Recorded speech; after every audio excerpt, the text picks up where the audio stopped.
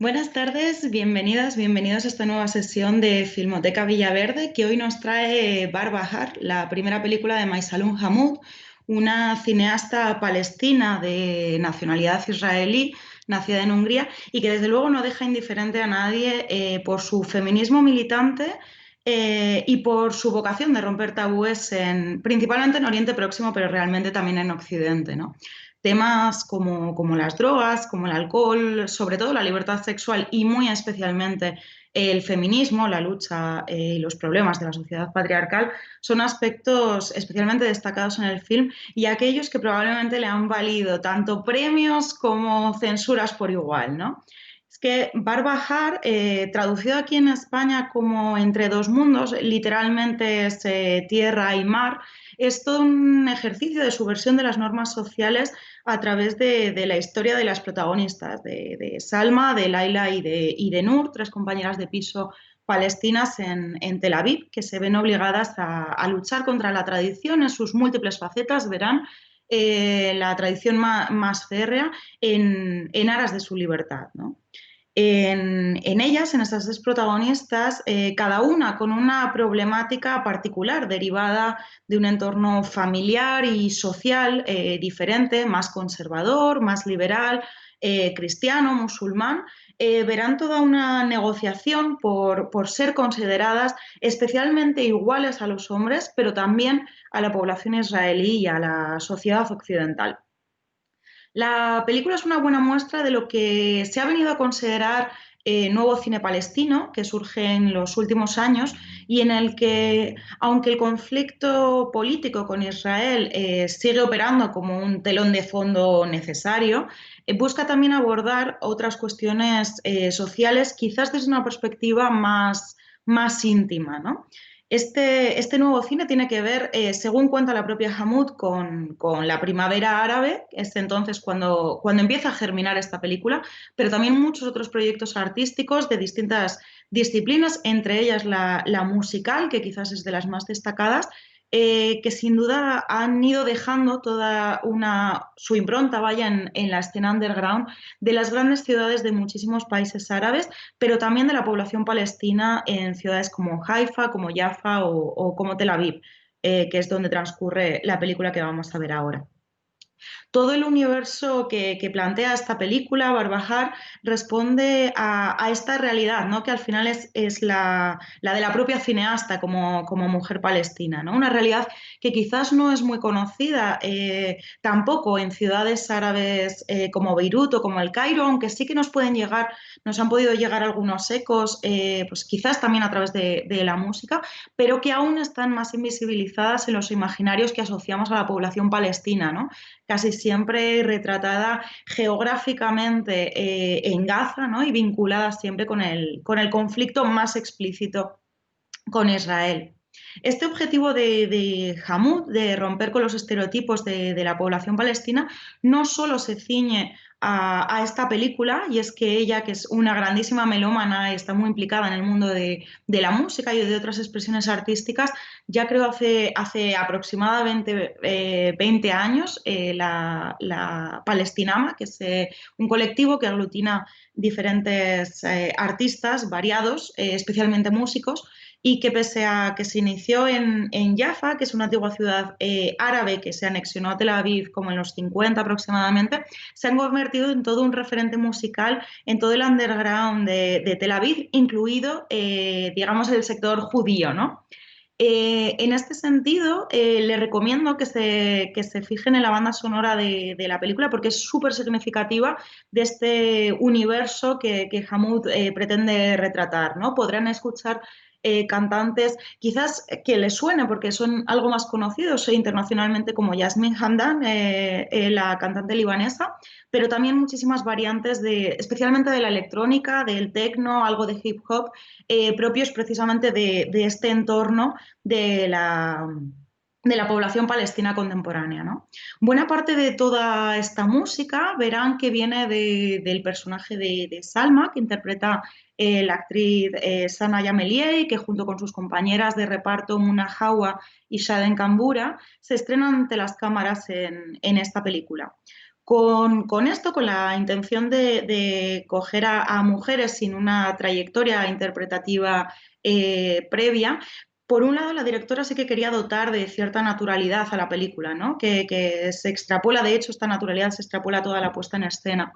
Pero según cuenta también es algo a lo que de alguna manera se vio obligada porque el cine palestino y según ella el árabe en general no tiene todavía demasiadas actrices profesionales que digamos que pudieran encajar incluso físicamente, estéticamente en estos papeles.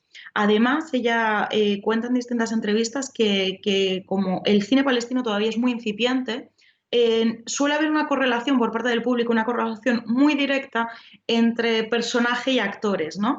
Esto provocaba muchísimo miedo entre las intérpretes, ¿no? Dado lo irreverente, verán, de la película.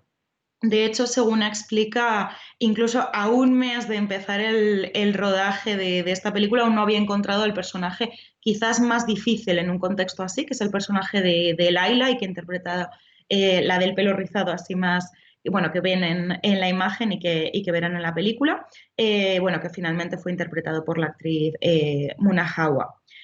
Todos estos miedos de alguna manera se confirmaron con el debut de la película que fue bastante agridulce.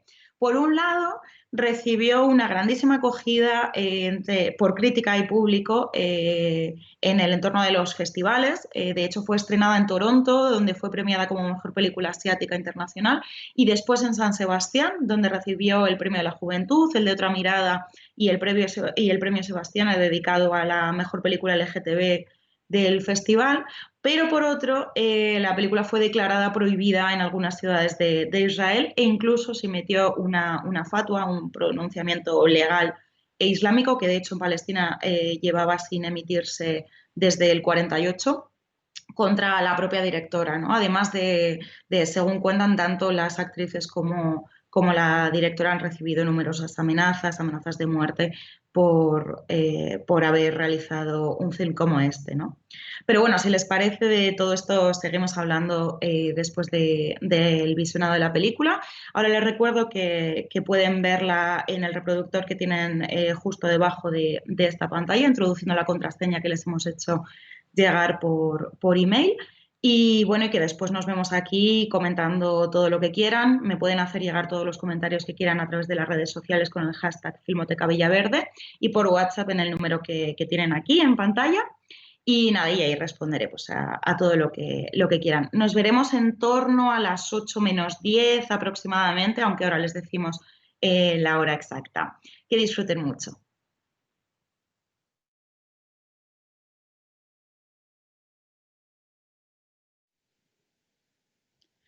Hola de nuevo, espero que les haya gustado mucho la película. Como saben, pueden hacerme llegar todos sus comentarios o preguntas por redes sociales mediante el hashtag Filmoteca Villaverde o por WhatsApp en el número que tienen aquí en pantalla.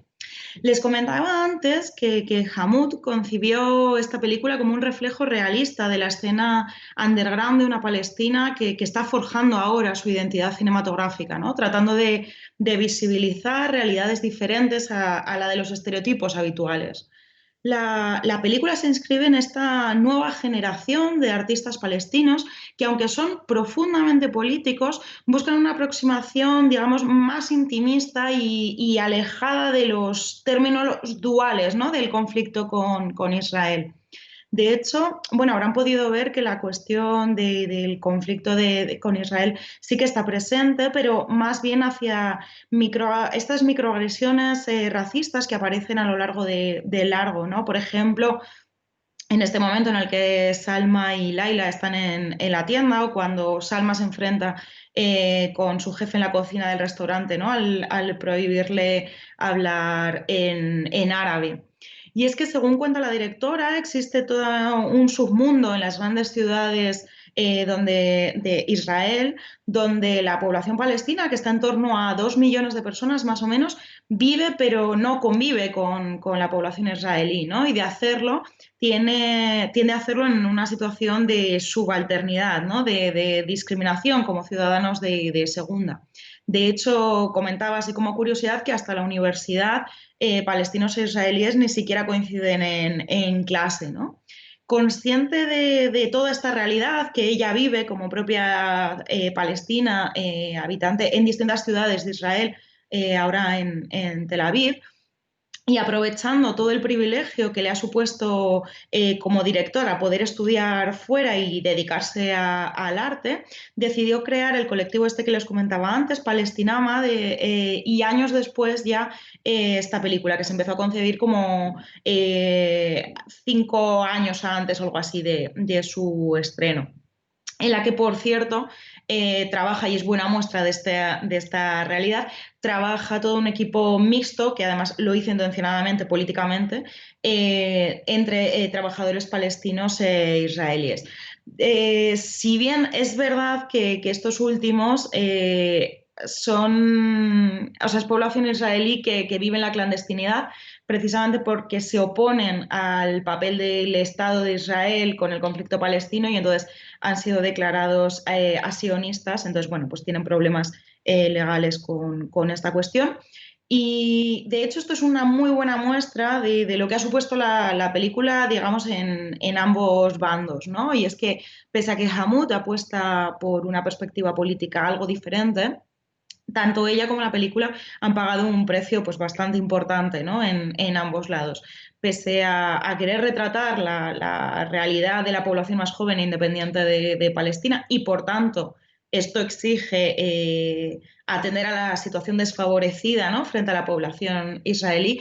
Cabe destacar que la película ha contado con una subvención del Estado de Israel, que, bueno, que junto con financiación francesa ha hecho posible la producción. Cuenta Hammoud porque sobre esto, claro, se le ha preguntado el ser crítica y declararse muy crítica con la política del Estado de Israel, pero al mismo tiempo contar con una subvención para esta película. Dice, bueno, pues que ella, como nacional de Israel, en realidad, bueno, pues siente que tiene ese derecho. Y por otro lado, también cuenta que de no haber sido por esta financiación hubiera sido imposible producir la película porque intentó buscar financiación privada, pero comprenderán que con la temática tan provocadora y tan polémica, pues fue muy difícil conseguirlo y no pudo ser.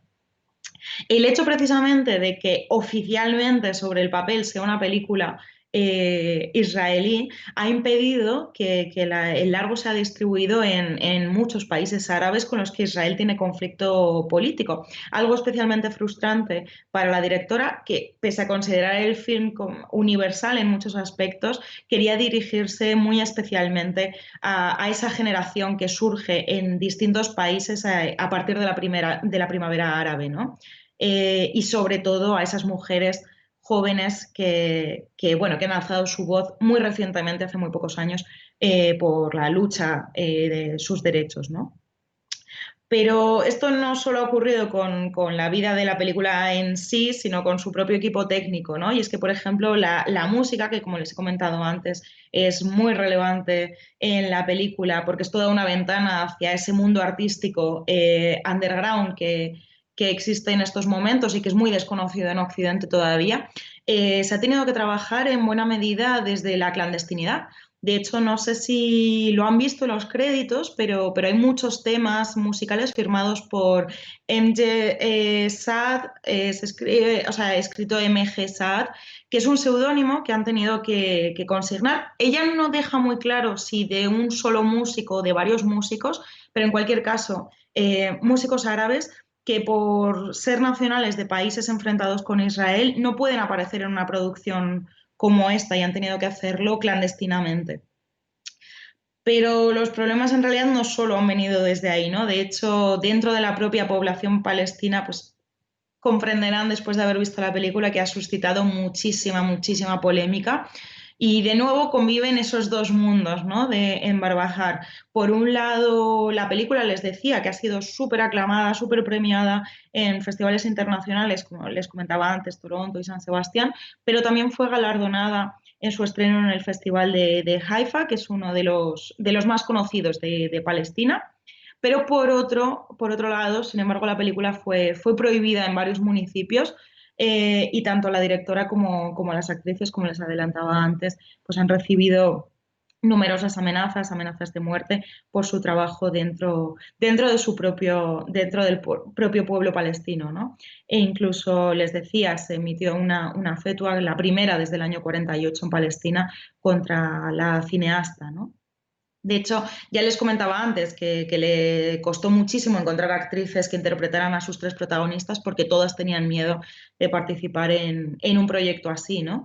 Sin embargo, bueno, no sé si estarán de acuerdo conmigo, creo que el resultado fue muy positivo y de hecho el empoderamiento de las propias actrices fue increciendo a lo largo de toda la vida de la película, ¿no? Incluso después de su producción. Así, de hecho, como anécdota, contaba la directora que la actriz que interpreta a Salma, al presentar la película en Toronto y ver la sala llena, planteando este tema, declaró que, bueno, que por fin sentía que formaba parte, que había comprendido que formaba parte de la revolución, ¿no? Se entiende como una extensión esta película de lo que fue la primavera árabe y todas las consecuencias culturales y políticas que ha tenido en los países árabes y en la población, dentro de la población palestina también, ¿no?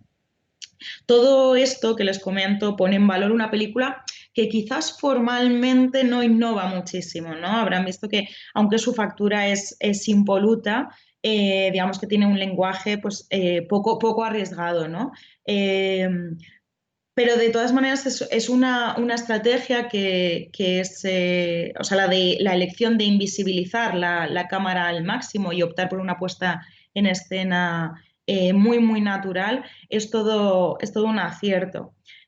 Además, y esto liga con lo inteligente de su tono, ¿no? Tiene algo de Ken Loach, a quien Hammoud reconoce como inspiración. Este lenguaje algo convencional, quizás en su forma, con poca experimentación, pero con el que la empatía es muy fácil, ¿no? A través de ese drama con ciertos tonos de comedia puntualmente, ¿no? Porque lo verdaderamente importante es aquello de lo que nos habla y, por tanto, el llegar a un gran público, ¿no? Que esta era la vocación principal de la directora a la hora de afrontar un tema como este, ¿no? Y unos personajes tan desconocidos en el cine árabe como estos. De hecho, este tono ligero, ¿no? que es esperable, ¿no?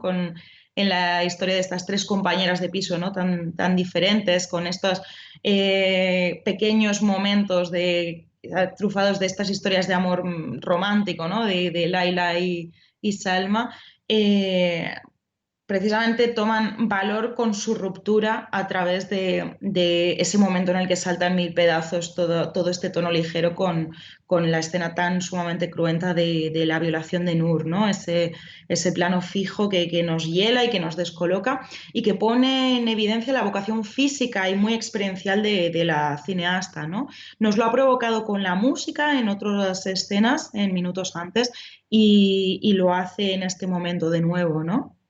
Y sin embargo, después de un momento tan sumamente duro, consigue recoger de nuevo ese tono, ¿no? Y dotar de cierto oxígeno con esta resolución del conflicto, con esta artimaña entre las tres compañeras, ¿no? Y es que Hammoud describe la película como un caramelo amargo. Y yo creo que es una buena definición del film, ¿no? Y es que es indiscutible que la vocación de la directora es que es eso, que su película se vea y se sienta a lo largo de todo el mundo, pese a su provocación. Y tiene una vocación tremendamente universal, quizás de consumo masivo, pero precisamente como parte de su activismo, ¿no? De hecho, como habrán visto, en ningún caso se circunscriben los conflictos sociales en una determinada religión o en una determinada clase social, ¿no? En este caso, opta por el formato coral precisamente como la estrategia más efectiva para hablar de una realidad interseccional realmente, ¿no? Vemos eso a Salma en su ambiente católico, tremendamente homófobo, a Laila, que se mueve en este ambiente muchísimo más liberal, ¿no? De donde quizás precisamente este conflicto con la pareja llama más la atención, ¿no? Porque al final sale de los estereotipos que tenemos asociados habitualmente a determinados sectores más tradicionales de la sociedad árabe, pero al mismo tiempo se repiten estos micromachismos, ¿no? En cualquier caso, independientemente del ambiente del que procedan, cualquiera de ellas se ve abocada a ese empezar de cero una y otra vez, ¿no? En esa lucha constante frente a la tradición, sea esta más o menos explícita, ¿no? Algo que hila perfectamente con el título. Barbahar, que les decía que literalmente es tierra y mar, hace alusión a un juego infantil palestino en el que tienes que pasar de un elemento al otro, de la tierra al mar, ¿no? Y entre medias hay un abismo, ¿no? Por el que puedes caerte. Y precisamente en este abismo se encuentra como red de seguridad la sororidad, ¿no? Como esa unión de lucha conjunta de las mujeres frente a problemas comunes que atentan explícitamente a las mujeres por el mero hecho de serlo, ¿no? La directora en este sentido pretende continuar indagando en estas líneas con este tono político muy naturalista y seguir explorando el underground de la sociedad contemporánea. Y de hecho ya ha anunciado que esta será la primera película de una trilogía a la que le seguirán aisladamente Bar y Bahar. Y sin duda habrá que seguirle la pista, aunque creo que para esto quedará tiempo porque todavía no está ni en fase de preproducción como tal, ¿no? Pero bueno, hasta entonces seguiremos disfrutando con otras muchas películas. De hecho, aquí mañana mismo tendremos a las 6 de nuevo la última película de Pablo Larraín, Emma, y les recomiendo encarecidamente que la vean, la disfrutarán. Y nada, darles las gracias por estar con nosotros esta tarde.